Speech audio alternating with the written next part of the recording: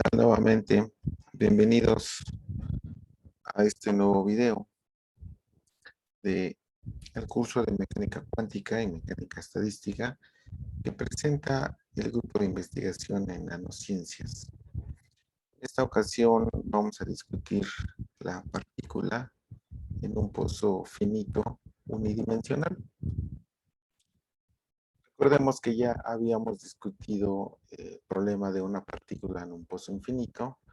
En esta ocasión vamos a discutir la situación de cómo sería la descripción de una partícula que se mueve en un pozo que es finito. Y bueno, matemáticamente ese pozo potencial lo vamos a describir de la siguiente manera.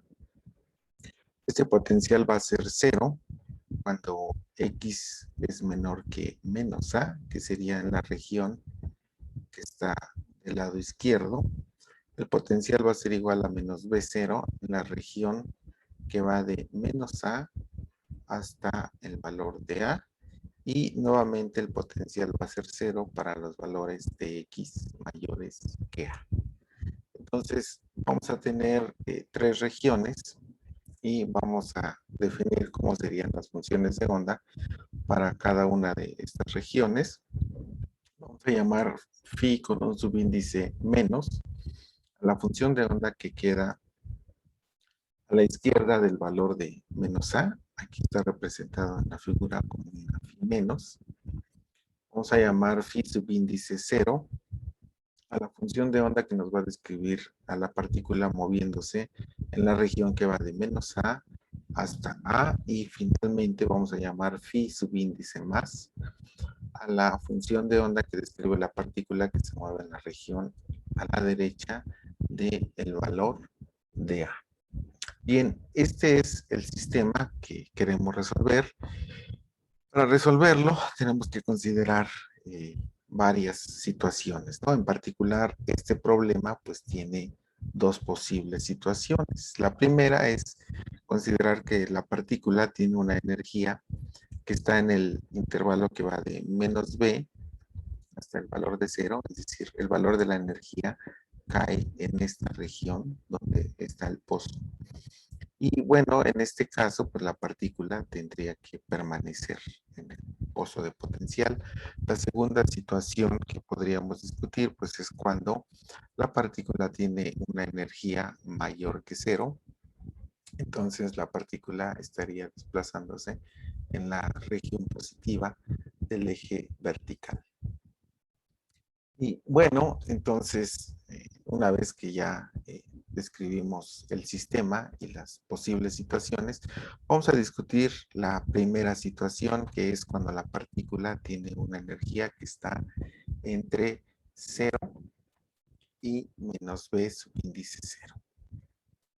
Bueno, la ecuación de Schrödinger para el caso en donde estamos a la izquierda de menos a o a la derecha del valor de a en donde el potencial vale 0, pues la ecuación de Schrödinger la podemos escribir de esta manera, en donde esta constante k va a ser igual a menos 2 veces la masa por la energía dividida entre h barra cuadrada. Recordemos que la energía toma valores negativos, entonces esta cantidad va a ser positiva y vamos a poder calcular el valor de la raíz cuadrada. Entonces, estamos en este caso. La región que va de menos a hasta el valor de a, pues sería la ecuación de Schrödinger. Aquí estamos definiendo una constante k subíndice 0 al cuadrado, cuyo valor es menos 2 veces la masa, y ahora vamos a tener la suma de la energía más el potencial dividido por h barra al cuadrado.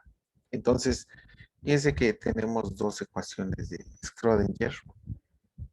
Por supuesto, las soluciones van a ser funciones de onda, ¿sí? Son ecuaciones diferenciales lineales de segundo orden, y además los coeficientes son constantes, de tal manera que la solución en la región del lado izquierdo, donde la llamamos phi menos, pues es una combinación lineal de funciones exponenciales, dado que si la partícula entra en esta región, tiene que decaer rápidamente al valor de cero. Y lo mismo ocurre del lado derecho, ¿sí? Donde tenemos una combinación lineal de funciones exponenciales.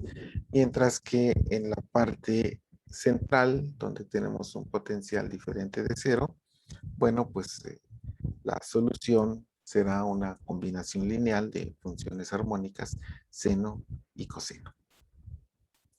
El siguiente paso es empezar a aplicar los postulados de la mecánica cuántica, y el primero de ellos tiene que ver con analizar cómo es esta función de onda y, por supuesto, que sea finita en los límites cuando x tiende a más menos infinito.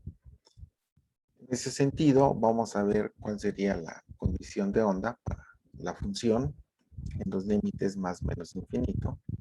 Observe que phi menos, que es la función de onda del lado izquierdo, pues en el límite, cuando x tiende a menos infinito, ¿sí? La primera parte de la función de onda pues va a irse hacia el valor de cero, pero esta segunda parte de la función de onda, como tenemos un signo negativo, ¿sí? Y x toma valores negativos muy grandes, entonces esto se va a ir a infinito. Entonces, esta condición nos indica que el coeficiente b subíndice menos debe de tomar el valor de cero. De tal manera que nuestra función de onda para el lado izquierdo solamente va a quedar escrita como el coeficiente a subíndice menos por la función exponencial e a la k por x. Una situación similar vamos a observar en el lado derecho, en donde cuando analizamos el límite, cuando x tiende a infinito, pues ahora el primer término de la solución, que tiene e a la kx, ¿sí? Pues va a crecer sin medida, ¿sí? Y el término e a la menos kx, pues se va a ir al valor de cero. Eso significa que el coeficiente a más debe de ser cero, ¿sí? Por condiciones de convergencia de la función de onda, y entonces solamente nos vamos a quedar con el término b subíndice más por e a la menos kx. De esta manera tenemos ya asegurada que nuestra función de onda va a ser finita en todo el espacio. El siguiente paso en esta discusión pues es empezar a discutir las condiciones de frontera. Recuerde que esta función phi menos debe coincidir en la frontera de menos a con la función de onda que describe la región central, y a su vez esta función de onda debe de coincidir con la función de onda que describe a la partícula a la derecha del potencial. En ese sentido, nuestras condiciones de continuidad, ¿a dónde nos van a llevar? Pues primero, la función de onda evaluada en menos a, ¿sí? Pues debe ser igual a la phi menos evaluada en menos a. Eso nos lleva a la expresión que tenemos aquí. Evaluamos la función phi 0 en el valor de a. Aquí aparece a en el argumento.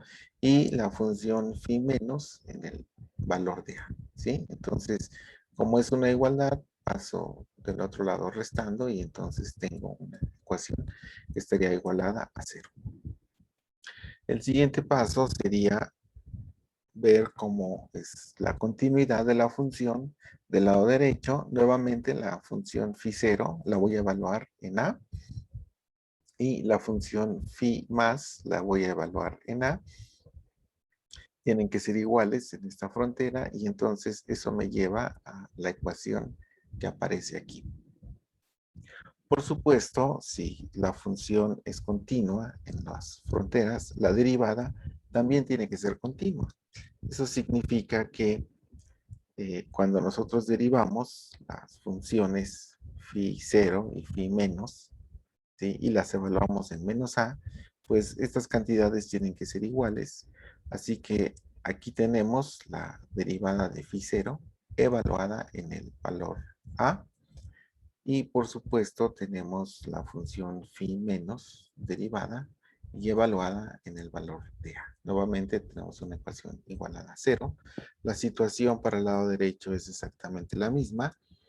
Y entonces vamos a tener la derivada de phi0 evaluada en esta ocasión en A, ¿sí? Y la función phi más evaluada en el valor de A. En ese sentido, nosotros tenemos 4 ecuaciones y estaríamos trabajando con 4 incógnitas que serían A menos, A0, B0 y B más. Entonces, este sistema de ecuaciones es un sistema de ecuaciones que se llama homogéneo porque el lado derecho de todos los sistemas de ecuaciones pues son iguales a 0. Y entonces, de lo que sabemos de álgebra lineal es que este sistema en particular, ¿sí? Va a tener como solución, pues, la solución trivial, ¿no? Que es cuando todas las incógnitas valen 0. Pero si queremos una solución diferente a la solución trivial, pues tendríamos que pedirle al determinante de este sistema de ecuaciones, pues que sea igual a 0. Entonces, aquí tenemos el determinante igualado a 0. Si nosotros desarrollamos este determinante, bueno, vamos a llegar a una ecuación como esta. Aparece en términos del seno de K0 de A. Aparece el coseno también. Y observe que aparece K y K subíndice 0. Bueno, esta es la relación que obtenemos del determinante. Si dividimos toda la ecuación entre el coseno de K0 por A, eh, ambos factores, ¿sí? Esta ecuación se puede reducir a una ecuación en términos de la tangente de K0 por A, ¿sí? Y la tangente de K0 por A multiplicada por K0. Observemos que aquí tenemos un producto, ¿sí? Igualado a 0. Entonces, para que esta igualdad se cumpla, ¿sí? Necesitamos que al menos uno de estos factores sea igual a 0 o bien que ambos sean igual a 0. Vamos a analizar esta expresión, pero vamos a recordar cómo definimos a K subíndice 0 y acá. Y vamos a tratar de simplificar un poco la notación para no cargar con tantas constantes. Entonces vamos a definir nu0 al cuadrado como esta cantidad, 2 veces la masa por el potencial dividido por h barra al cuadrado. Si nosotros tomamos esta definición, podemos reescribir k subíndice 0 de la siguiente manera. Primero lo vamos a elevar al cuadrado y nos va a quedar el argumento del radical aquí. Y bueno, si nosotros separamos estos dos términos en dos fracciones, observe que esta primera fracción corresponde al valor de k al cuadrado y la segunda fracción corresponde justamente a lo que acabamos de definir como nu0 al cuadrado. De tal manera que podemos encontrar una relación ya entre k subíndice 0, k y nu0. La relación es la que tenemos aquí. De tal manera que si esta cantidad nosotros la sustituimos en nuestra ecuación que tenemos igualada a 0, pues lo que vamos a encontrar es que al igualar este primer factor a 0, ¿sí? Vamos a encontrar que lo podemos escribir de esta manera. ¿Sí? Recuerde que el valor de k lo estoy sustituyendo por esta expresión, lo que me lleva a una relación de esta forma. Y cuando el factor que aquí aparece en color verde lo igualamos a 0 y utilizamos esta relación, pues vamos a encontrar esta igualdad. Entonces, observe que estas se conocen como ecuaciones trascendentales, ¿sí? Que tenemos expresiones que dependen de K0 en ambos lados de la igualdad, tanto en la expresión que está del lado izquierdo como en la que está del lado derecho en color verde.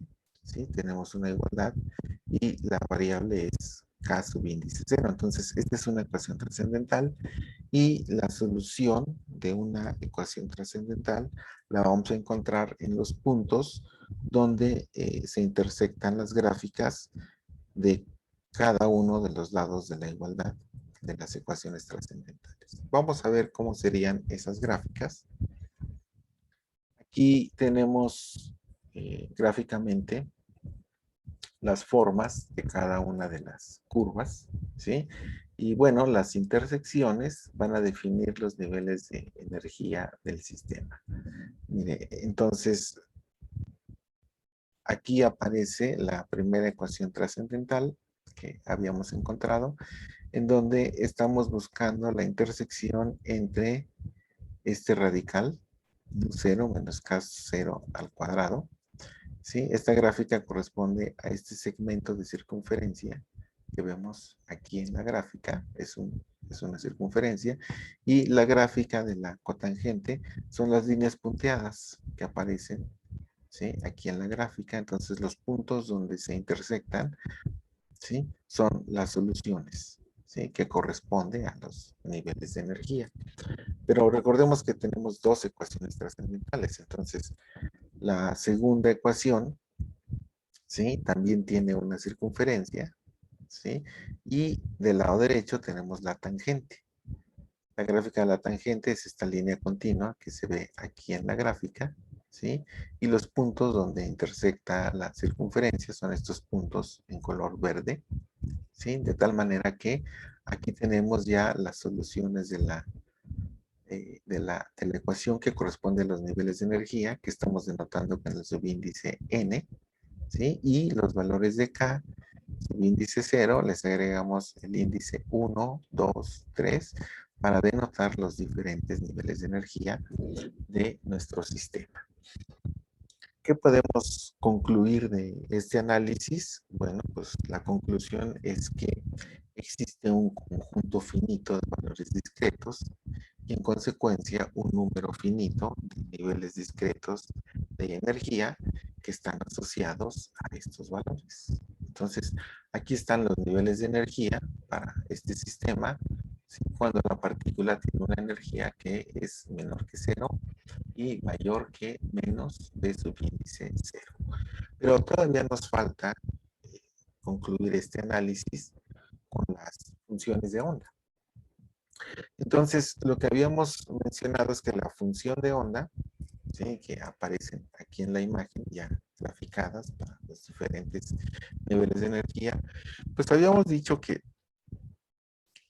phi menos, que la que corresponde al lado izquierdo del valor de menos a, tiene esta forma. También dijimos que phi subíndice 0, pues tiene la forma de una combinación lineal de funciones seno y coseno, y solamente es válida en la región de menos a hasta a. Observemos aquí en la gráfica que en la región de menos a hacia a se alcanzan a ver, ¿sí? Como fracciones de funciones armónicas, ¿sí? Del lado izquierdo de menos a se ven funciones exponenciales, ¿sí? Conforme x se hace negativo, la función se aproxima rápidamente a cero. Y lo mismo va a ocurrir, ¿sí? Del lado derecho, cuando x toma valores mayores que a, ¿sí? Donde la función rápidamente se va a aproximar al valor de cero. Observe aquí en los tres niveles de energía que se están presentando, ¿sí? En las regiones mayores que a, la función rápidamente se aproxima al valor de cero. Por supuesto, nos falta determinar los coeficientes que aparecen en estas funciones de onda y la manera de determinarlos pues es utilizando el principio de la conservación de probabilidad, donde la integral en todo el espacio de menos infinito a infinito del complejo conjugado por la función, ¿sí? Pues nos debe de devolver el valor de 1. Por supuesto, aquí hay que dividir entre regiones, la región que viene de menos infinito hasta menos a, en donde vamos a poner la función phi menos, complejo conjugado con phi menos. Vamos a tener una segunda región que va desde menos a hasta a, en donde vamos a poner a la función phi subíndice 0. y una región que va de A hasta el infinito, en donde vamos a poner a la función de onda phi subíndice más. La suma de estas tres integrales nos debe de devolver el valor de 1, que es la conservación de la probabilidad. Y bueno, esta es la condición para normalizar nuestra función de onda. De esta manera, tenemos los niveles de energía completos y tenemos las funciones de onda, ¿sí? Con sus coeficientes completamente determinados. Bien, en este punto me gustaría hacer una comparación respecto al problema que habíamos discutido del pozo infinito. En el caso del pozo infinito habíamos encontrado niveles de energía que en esta imagen están representados con la línea punteada, ¿sí? Y para el problema actual, los niveles de energía los estamos representando con esta línea continua. Entonces, la primera diferencia que vamos a observar es que para el caso del pozo finito, los niveles de energía están ligeramente desplazados, ¿sí?, hacia la parte negativa. Todos esos niveles de energía que quedan dentro de nuestro pozo finito, los vamos a llamar estados ligados, que representa estados de energía en donde la partícula no puede salir de este pozo de potencial, y en caso de que logre atravesar la barrera de potencial, pues la partícula debe inmediatamente decaer hacia el valor de cero. La cantidad de estados ligados que vamos a encontrar, ¿sí?, pues va a depender de la profundidad del pozo de potencial con el que estemos trabajando, ¿sí? Si la profundidad no es mucha, pues quizás solamente tengamos un estado ligado, ¿sí? O podemos tener muchos estados ligados. Entonces, esta discusión es importante porque cuando hagamos la extensión hacia el análisis de los electrones que orbitan un átomo o que describen un sólido, ¿sí?, tenemos que diferenciar entre estados ligados, que son electrones que se van a permanecer en el alrededor del átomo, ¿sí?, y estados que vamos a discutir a continuación, que se llaman estados no ligados, que físicamente representarían una situación en donde el electrón puede abandonar al átomo. Entonces, antes de hacer esta discusión, vamos a discutir un efecto cuántico muy interesante que se conoce como el efecto túnel. Este efecto túnel, ¿sí?, lo podemos modelar matemáticamente considerando una partícula, ¿sí?, que se mueve hacia una barrera de potencial. Fíjense que a diferencia del problema que habíamos visto con un potencial negativo, ¿sí?, la solución es similar si el potencial es positivo. Entonces tenemos una partícula que se aproxima hacia esta barrera de potencial, ¿sí? Aquí es importante señalar que pues también vamos a tener tres regiones. Vamos a tener una región del lado izquierdo antes del potencial, una región del lado derecho después del potencial, y la región que corresponde a la parte del potencial. Entonces, eh, la región que está al lado izquierdo, antes de llegar al potencial, ¿sí?, pues la partícula la podemos describir con la función de onda de una partícula libre. Cuando la partícula empieza a interaccionar con el potencial, ¿sí?, la vamos a describir con una función de onda que decrece exponencialmente, ¿sí? Si la barrera de potencial tiene un ancho que permite que la partícula alcance a atravesar la barrera, pues la partícula va a salir del lado izquierdo, ¿sí? Y si esta partícula logra salir, pues la vamos a describir con la función de onda de una partícula libre. Este efecto es muy interesante porque clásicamente esto no existe. Es decir, que la probabilidad de que una partícula atraviese una barrera de potencial, pues es diferente de cero, ¿sí? Y clásicamente, pues estaríamos pensando en si lanzamos una pelota contra una pared, ¿sí? La probabilidad de que la pelota atraviese esa pared sin destruirla, pues es cero. Y desde el punto de vista de la mecánica cuántica, es posible que una partícula atraviese una barrera de potencial. Entonces, este efecto es único, este fenómeno es característico de la mecánica cuántica. Bien, una vez que discutimos esta parte, vamos a concluir el análisis de nuestro potencial del pozo infinito, analizando el segundo caso. El segundo caso es cuando la energía toma valores positivos y en cuyo caso, bueno, pues la función de onda, sí, estaría descrita en esta región positiva, sí, y bueno, hay que ver que en este caso, bueno, la función de onda pues va a ser una función armónica o la que corresponde a una partícula libre en las regiones, ¿sí? Para valores que están entre menos A y A.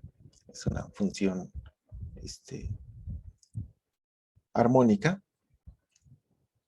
Vamos a tener una phi más que estamos llamando, ¿sí? Y esto va a ocurrir para valores de x mayores que a. Es una combinación lineal de funciones seno y coseno. Vamos a tener una función phi menos, que la vamos a usar para describir la región a la izquierda de menos a. Observe que estoy usando los coeficientes a más y el coeficiente b subíndice más con la particularidad de que phi más, ¿sí? Es phi menos, pero evaluada en menos x, porque está en la región izquierda. Entonces, estamos usando las simetrías de las funciones armónicas. Aquí podemos ver que la amplitud de la partícula o de la función de onda que describe la partícula en las regiones donde el potencial vale cero, ¿sí? Pues es mayor que la amplitud de la función de onda que describe la partícula cuando estamos en la región que va de menos a hasta a, porque hay un efecto de un potencial. Entonces, bien, el análisis y la discusión es muy similar al que acabamos de hacer. Entonces, hay que ponerle condiciones de frontera a las funciones de onda y evaluarlas en menos a y a, ¿sí? Como en este caso, aquí tendríamos phi 0 en a igual a phi más en a, ¿sí? Cuando nosotros sustituimos, tenemos una ecuación como esta. Por supuesto, la derivada, pues también tiene que ser igual en el valor de a. Entonces, derivando phi, esta ecuación, la derivamos, esta función, ¿sí? Y phi más lo derivamos y lo evaluamos en a y tendríamos una ecuación como esta también igual a 0. Y para obtener las ecuaciones del lado izquierdo, en menos a, lo que tendríamos que hacer es evaluar phi 0 en menos a, que es la ecuación que tenemos aquí, y phi menos en menos a. Lo mismo va a ocurrir para la derivada. Entonces, eso nos va a llevar a otras dos ecuaciones similares a las que tenemos aquí, ¿sí? Y bueno, lo que podemos, o lo que se puede mostrar después de desarrollar el álgebra correspondiente es que la solución va a quedar en términos de a subíndice 0, si usted hace el álgebra con cuidado y con suficiente paciencia.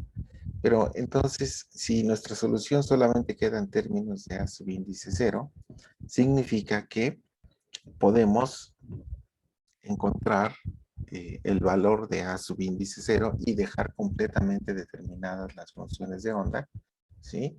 Pues utilizando la condición de normalización o la conservación de probabilidad. Como ustedes pueden ver, esta zona, ¿sí? Se analiza de una manera muy similar a lo que teníamos para energías negativas, ¿sí? El tratamiento es muy similar, la continuidad, la conservación de probabilidad, ¿sí?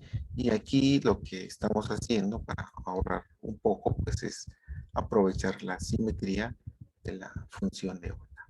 Entonces, bueno, con esto terminamos la discusión del potencial del pozo finito.